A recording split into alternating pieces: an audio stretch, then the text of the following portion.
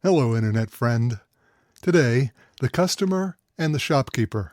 I'm David Ravel. This is Value Side. Well, 21st century America is likely the most egalitarian society in history. As our founding document, the Declaration of Independence, states, all men are created equal. Today, if there's any dissent from those sentiments, it is to make them even more inclusive. All men, all women, all other sexual orientations, etc. Now, by law and tradition, Americans feel that their rights and obligations are indistinguishable from one another. We're all in the same under our laws and customs. It's settled law, codified into our legal rules and regulations. Interestingly, one field goes against this general American point of view, and that's the marketing of goods and services. The framework for modern systematic marketing began with Edward Bernays, the nephew of Sigmund Freud. Like his more famous uncle, Bernays examined what made people tick. He focused on specific groups and what would motivate them to adopt a particular attitude or buy a product. Bernays used his Uncle Sigmund's endorsement to promote bacon and eggs as a true American breakfast in one of his early campaigns. Later, he would promote disposable Dixie paper cups as the sanitary alternative to traditional glass, or even worse, drinking fountains. But his most revolutionary campaign was for the tobacco company Lucky Strike. It was 1929, and at the time it was considered improper for women to smoke. Lucky Strike's management felt that they were missing out on half the population, and if they could convince women that smoking was not only acceptable but desirable, they could dramatically increase their sales. So Bernays created an ad campaign suggesting that smoking would make one thin. He introduced famous celebrities at the time to promote the brand and medical authorities that claimed that smoking was better for you than sweets. The less fattening angle appealed to the American women of the 20s, and L&S cigarettes skyrocketed. Now, a century later, this appeal to specific marketing segments still works. Americans quickly identify with a particular segment, profoundly affecting this country's political and economic course. Page 2, the customers. Now, virtually the entire country falls into what's called the consumer sector. With very few exceptions, we all go shopping. We all need to purchase the necessities of life, like clothing and food. Sometimes we buy major durable goods like furniture and automobiles, and if we're wealthy enough, we may even purchase a luxury yacht or other playthings like exotic automobiles or private airplanes. Sometimes or another, we all open our wallets to buy.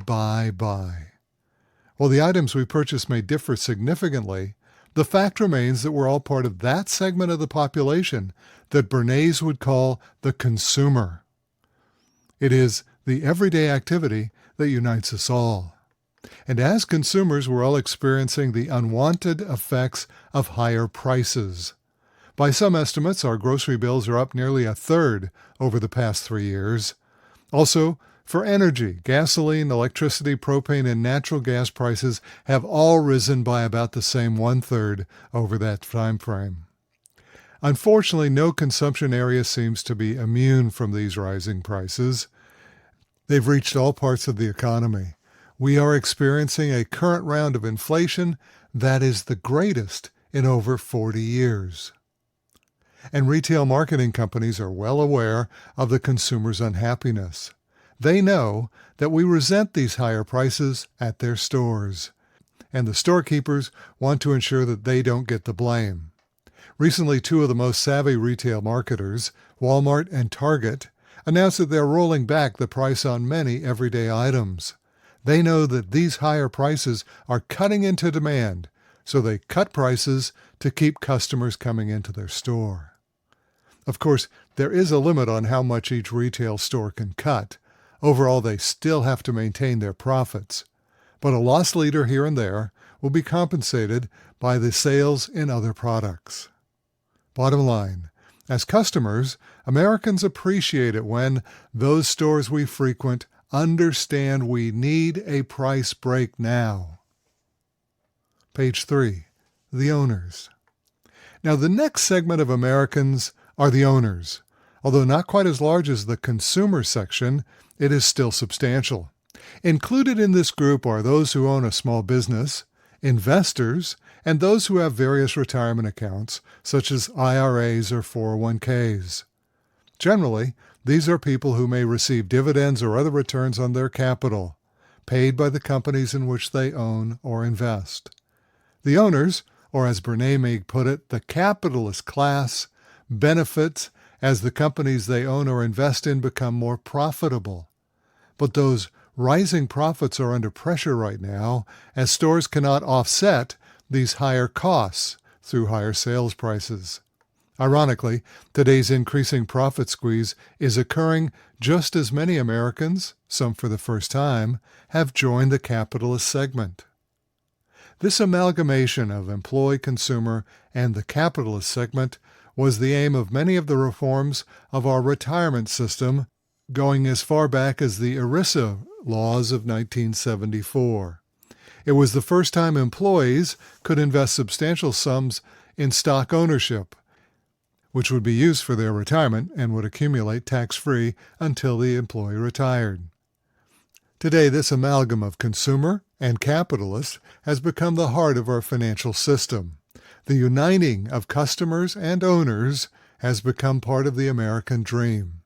Today, much of America's wealth is concentrated in our financial markets, and it's easy to see why the stock market has become the de facto proxy for American prosperity.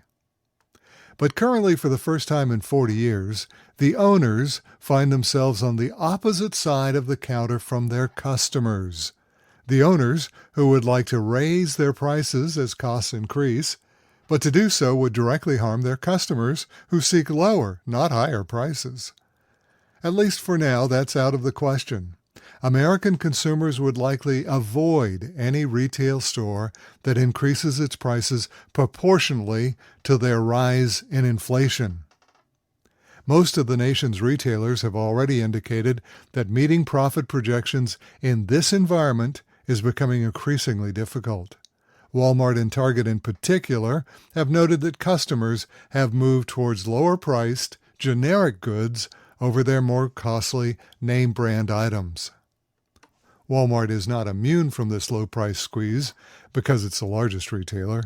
If Walmart begins to hike prices too far, there's always Dollar General, and so it goes in this highly competitive retail economy. Look for the entire retail sector to guide towards lower profits as customers move down the price ladder. Walmart noted this trend in its latest earnings report. They see consumers moving down the retail ladder from more expensive stores to Walmart to save money. Bottom line, what's good for the customer may not be as good for the shop owner. This circumstance goes back to the very beginning of capitalism. Our time is unique because many of today's customers are now also owners, and what may help them at the local store as customers may hurt them in their IRA or other retirement vehicle as investor capitalists. And that's today's Value Side. For all of our podcasts and articles, read valueside.com. I'm David Ravel. Value Side is independently written and researched. The views expressed are strictly my own.